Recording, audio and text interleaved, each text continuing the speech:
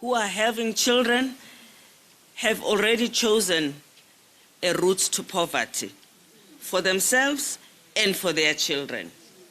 So where we are now is really a high point for us to intervene and to try and reverse this trend. I said in the elections we got into the edge and we stopped here. We did not fall on the cliff. We are pulling ourselves back. That is one area where we have to pull ourselves back and make sure that our younger people are not the ones that will fall over the cliff. I also want to highlight the fact that the issues that affect us as women will affect us whether we are young and old, black on whites or whites, and whatever political parties you come from. And of course, we are now in this situation where we have the government of national unity and we want it to succeed, but we also want the ANC to succeed too. So we need to really stay woke to this issue, that our support for the GNU does not mean we swallow our own party. We need to find a way of setting up something I call Women in National Unity. Because only the ANC has got policies that clearly support women. For us to ensure that the largest number of women possible will be pushed forward will depend on how we get all the parties in our system in South Africa to have the right policies for women. But we need a platform and a place where all of those decisions are taken. And in that platform, we have to be on the driver's seat. So there is a discussion we should be having about having women in national unity to walk along the government of national unity, so that the government of national unity is not about everything except women. We need to make sure that we position ourselves very centrally in the discourse of GNU. Just before the elections, a number of women across the board, we sent a letter to all the parties reminding them about women, making sure that they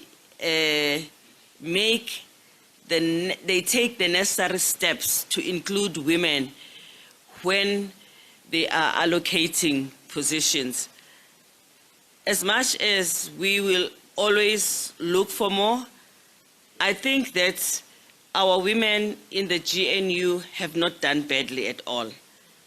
We have a significant number of women in strategic position in cabinet, chairpersons of committees in parliament, because we didn't do too well with premiers. But generally, we have a critical mass of women that we can all support so that they can really lead us with visibility, so that you continue to be the role models for the women that are younger and would like to follow on your footsteps. So again, we have a responsibility to continue to support all these women who are in government.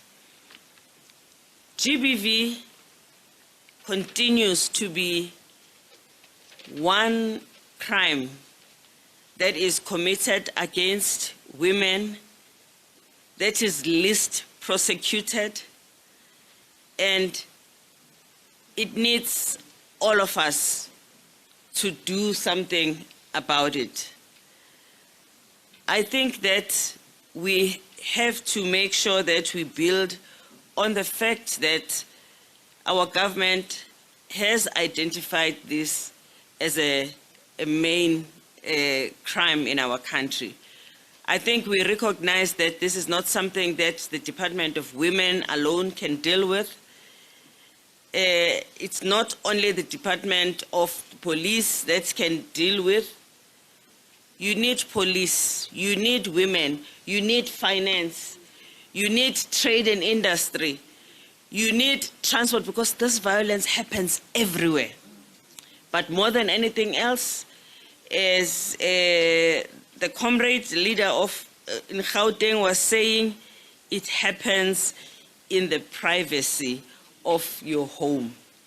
So we do not have ways to police it effectively, but we still have to continuously engage with communities and families about ensuring that they are party to fighting against this GBV. And as government, we need to make sure that all of those who are perpetrators are brought to book. So, mningi umsebenzi. Asikazokwazi ukuphumula mdunge. Asifuna ukuphatha abantwana bami. Hayi kabi.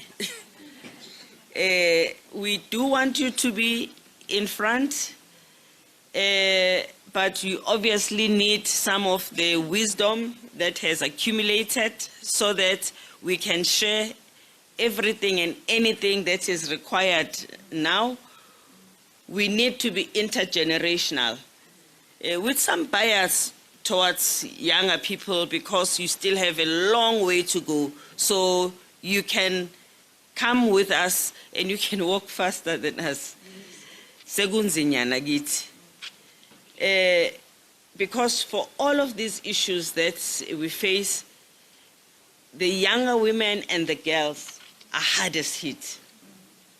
There is almost an onslaught on our girls and our young women. So we require you to be here.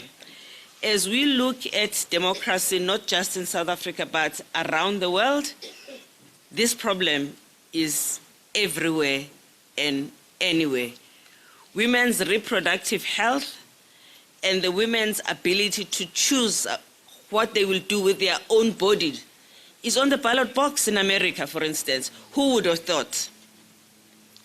So we are facing a challenge that whatever happens in every country contributes into a global discourse about women losing their rights, about democracy losing the edge that it has. So wherever you are, never underestimate your contribution.